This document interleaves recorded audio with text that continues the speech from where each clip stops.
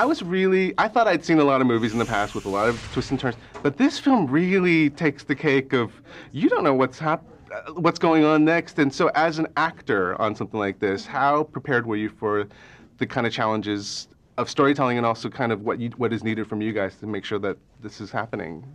Well, there was a lot of preparation physically and mentally for this movie. You know, the physical training was intense, but you know, you can only prepare yourself so much, and along the way, it's really great to have some guidance. And that was the benefit of working with Zach.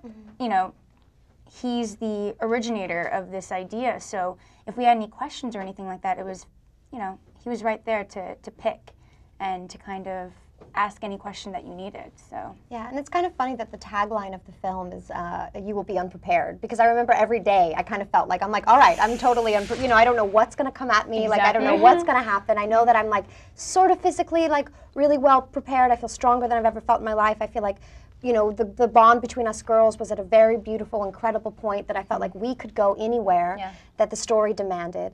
And I think without those sort of like through lines of us having like an incredible training experience before, us having such an incredible bond before we started filming, and then also the incredible, you know, Zack Snyder, of just like how gracious he is and how collaborative and how excitable he is and how he just, you know, whether your energy is at 60%, I mean, he gets excited and you instantly go 150% because you just can't help but be. He's so contagious, you know. Is that freeing as actors then to be in a situation where you're, I don't know if unprepared is the best word, but you know what I'm saying? This kind of energy that you're speaking of, was it nice for you guys? Could just be thrown at you.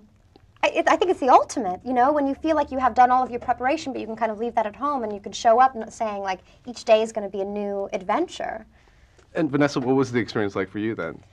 It was honestly one of the most freeing experiences I've had on a film, you know? I mean, to be able to push myself physically and emotionally was amazing, and to be able to do it with an incredible support group that was so collaborative and open, and everybody was just there to play. It was so much fun. If you can call Sucker Punch this kind of, because you guys were working so hard together, so it's almost like, I don't know if drug is the best word, but it's that kind of, so when a film like this ends, how does one kind of leave this addiction of sorts, you know, the Sucker Punch addiction? What did you guys do after? Did we all just like cry? I totally It was sobbed. really sad. It was really hard to leave. You know, we spent so much time together, but you know, you have the memories. Yeah. And you have the final product.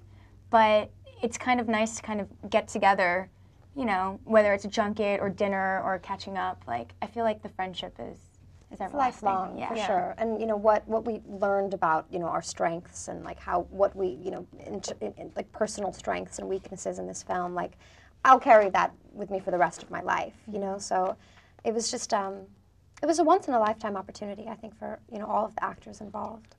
We are a movie show, and so the fans have written in, and they've given me a task to say. It's from Angelina from Singapore, and she wants you guys to tell me, or maybe show me, what the best way is for a sucker punch. And they specifically said you can punch me in the face if you want to do that. My fans are mean, then in that case, I'm kidding. Well, it's hard in this situation because we're right in front of you. You know, a sucker punch sort of has to be something with like little out of the periphery, coming up from the bottom, coming up from the side, or just you know, making you a little bit sort of a little crazed and not knowing which direction, and then coming straight down the middle. That's always fun too. So I mean, we could put blindfolds on you and tell you to turn in circles, and then we could punch you. We're gonna shut off the lights real quick. Yeah, I'll show you Uh-oh. Or I should avoid alleys then. Is that the kind of, all right. Yes. Thank you very and much. pin the tail on the donkey. That's. Oh, no.